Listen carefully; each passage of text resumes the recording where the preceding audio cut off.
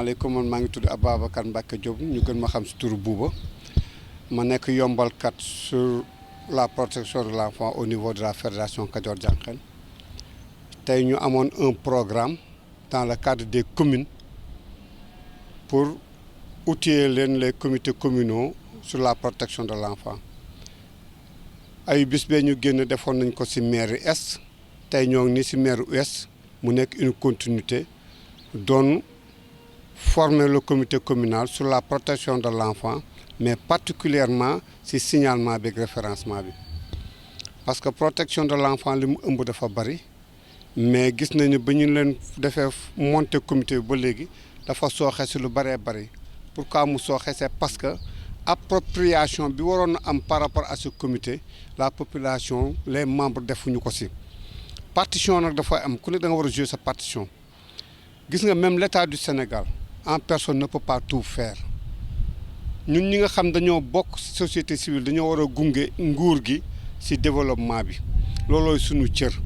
gunge nguur gi ci développement bi nekkul nag ay critique gaa di nga critiquer mais da nga koy accompagner ci koom-koom ak ay proposition ak ay jëf aujourd'hui tey SNP bi nga xam ne mooy document référentiel sur la protection de l'enfant muy ñu tuddee ko stratégie nationale sur la protection de l'enfant document la mais li koy jëmmal ak lu koy fësal mooy mécanisme de protection yi nga xam teg nañ ko muy le CDP nga xam ni dans chaque département il y a un CDP dirigé par le préfet si biir CDP boobu tamit dafa am ñaari points focaux yi nag benn point focal bi institutionnel lañ ko tuddee mu nekk bànqaas bu meññee si nguur gi lépp lu jor administration moo ko yor ak benn point focal boo xam ni société civile la ONG ak association yi ñoo ko yor ñooñu seen cër mooy gunge nguur gi ak yor lépp luy koom-koom ci mbirum CDP bi ñaari points focaux yooyu nag ñooy doon co-signataire pour jël xaalis le préfet nekk ordonnateur mais ci kaw loolu tamit dafa am benn arborescence boo xam dafa ànd ak ñoom mooy maanaam CDP bi dañ leen jox benn kuréel gu ñu wax SAO service d'accueil et d'orientation man mooy diriger ko mooy bras technique bi bras technique boobu nag fédération Kajoor Jànqeen moo si jàpp ba ñu mën a def lii ñuy def mooy former les comités communaux avant ñu former la ñu monter leen parce que mooy démembrement bi comité communal bu département bi bu ñu paree comité départemental bi dafa am le comité communal de protection de l'enfant dirigé par les maires bu ñu dirigé par les maires tamit yooyu tamit dama day am ay points focaux mais dafa dañuy def la cartographie du périmètre xool yan acteurs ñoo fi nekk pour la protection ñu boole leen ci communiqué yi parce que acteurs de première ligne yooyu mu tudde ci CDP bi ñoom ñëpp dañu am répondant au niveau du comité communal maanaam boo demee acteur de première ligne mooy lan mooy képp koo xam ne rek bu xale amee jafe-jafe yaa koy taxawu xale bi jafe-jafeem lan la kayitu juddu xale bi jafe-jafeem lan la njàng mu yàqu xale bi jafe-jafeem lan la wér-gu-yaram et cetera ñooñuy faj nag loolu ñoo lañ tudd acteur de première ligne muy maire yi muy IEF muy district sanitaire muy AGS muy CEGID ASREF la fédération Kajoor Jànqeen ñooñu tamit au niveau communautaire da nga leen fay gisaat parce que au niveau communautaire doo gis le district sanitaire mais poste de santé nga fa au niveau communautaire doo gis l'IEF mais poste école baa nga fa ñooñu ñëpp mu nekk ab dispositif bu ñu fa teg pour que la machine soit huilée mais nag dispositif boobu nag dafa am une transversalité xale mi ngi fépp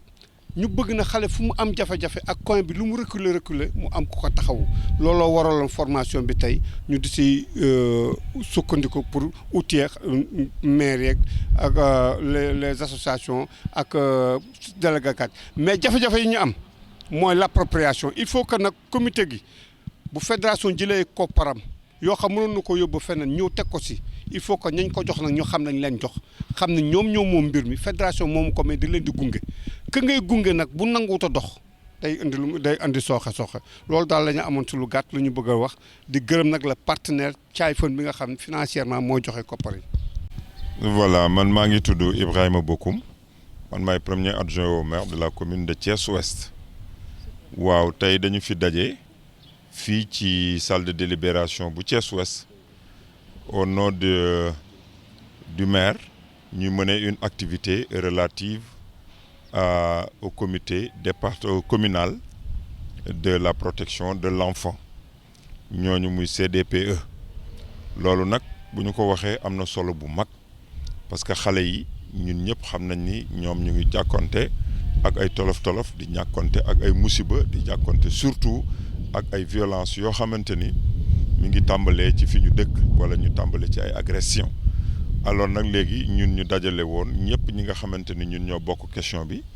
ba ci mu tàmbalee ci préfet ñëw ci maire ñëw ci les services déconcentrés ak ci les chefs de quartier ñu ànd ci ak partenariat ak Kajoor Jànkeen ñu war ci waxtaan pour que la communauté la prise en charge des questions qui l'intéressent nekk loo xamante ni lu am solo la loolu daal moo doon li nga xamante ni ci lañ nekkoon ñu waxtaan ci nag xale yi war a mën a indi seen bopp mais surtout war a wan a waxtaane noo xamante ni ñun ñëpp dinañ mën a ànd trouver ay solutions yoo xamante ni questions yi interpeller la jeunesse et interpeller surtout l'enfance ñu mën ci tontu indi ci des questions et réponses pertinentes loolu daal moo doon solo waxtaan bi tey ñu ngi ci nag di ci waxtaan am ci formation boo xamante ni ku ko xamante ni amoon na lu lëndëm sa bopp gën na ci leer léegi nag dinañ ci joxe ay outils yoo xamante ni délégué de quartier yi ñoo koy yóbbu ci seen i gox ak seen i gox-goxaan bu ko defee bu ñu gisee lépp loo xamante ni rek war nañ ko noter ñu bind ko ci cahier boobu remonter information bi pour mu mën a am une réponse à temps et pertinente loolu la. waaw man maa ngi tudd Dieynaba Diarra nekk chef de service départemental du développement communautaire tey ma ñëw fii en qualité de point focal institutionnel du CDPE comité départemental pour la protection de l'enfance comme ni ngeen ko xamee c'est le préfet qui est le président du comité mais tey jii ñëw naa fi toog nekk fee ci wetu sous-préfet ndaw préfet dooleel comité communal de protection pour l'enfant bi tey maa ngi ñëw ci rencontre bi dooleel comité communal de protection de l'enfance bi fii ci Thiès Ouest muy ndaje mu am solo comme ni ko facilitateur bi wane léegi doore na ci genèse u CDPE expliquer solo bi wane tamit les acteurs surtout les délégués de quartier seen rôle ak seen responsabilité ba suñu delloo ci seen gox-goxaat yi ñu xam naka la ñuy gën a mënee ñaage xale bi naka la ñu gën a mënee aare xale bi jël disposition yi nga xamante ne danañu nekk ci cadre bi nga xamante ne mooy li gën pour xale ci kaw loolu may dellu rek di ñaaxaat population bi ñuy gën a bàyyi xel ci xale yi kenn dootul wax naan xale mooy dooni mag mais tey jii nu ñu fexe ba aar leen ba ñaag leen ba la nu bëgg ci ñoom yëpp mag ma nu bëgg ñu doon ko tey ci loolu lañ taxawee. ci loolu comme ni ñu ko waxee ba nu defee CDPE bi def nañ des comités communaux moo tax tey ñu ñëw fii mais wàccewaat nañ ko au niveau local def des comités de quartier pour la protection des enfants ba def des comités villageois tey ñëwoon nañu di càmbaraat délégués de quartier yi ak acteurs yi nekk ci autour des délégués de quartier ba ñu gën a xam seen wareef seen responsabilité en quelque sorte ba nga xamante ni lu nu bëgg ci koñ bi lu nu bëgg ñu aaree xale bi ñu mun koo matal. suite yi tey defal nañ leen def nañu daanaka presque état des lieux parce que délégué bu ne wax nga ci sa gox lan nga fa seetlu lan fa jotoon a def aussi tamit taxaw nañ ko danañ ci génn aussi ay thématiques yu am solo def ko des ay modules de formation danañ ci jéem a tamit seeti kanu war a seeti mu doon kilifa dëkk bi ci boppam préfet danañ ko rendre compte mu xam décision yi muy jël par rapport ak problématique yi fi génn d'abord yenn jooy ni mu ko mën a waxee li nga xamante ne gis nañ ko comme difficulté ak problème ci quartier yi aussi kuñ ko war a soumettre que ça soit le maire que ça soit alerter autorité administrative compétente ba ndax am na ay poches yu nu wane ni vraiment foofu il faut ñu assainir ko de droit ki ñu ko war a wax danañ ko wax lañ ca war a taxawee ñu taxaw ci kon danañ accompagner vraiment la population de Thiès Ouest ba ñu. waaw tey nag egguñu woon foofu sunu liggéey àggul woon ba génne difficulté yi nekk carrément xëy na ci jafe-jafe yi ñu ngi yemoon rek juste naka la ñuy fexe ba aar xale bi tey si loolu la ñu nekkoon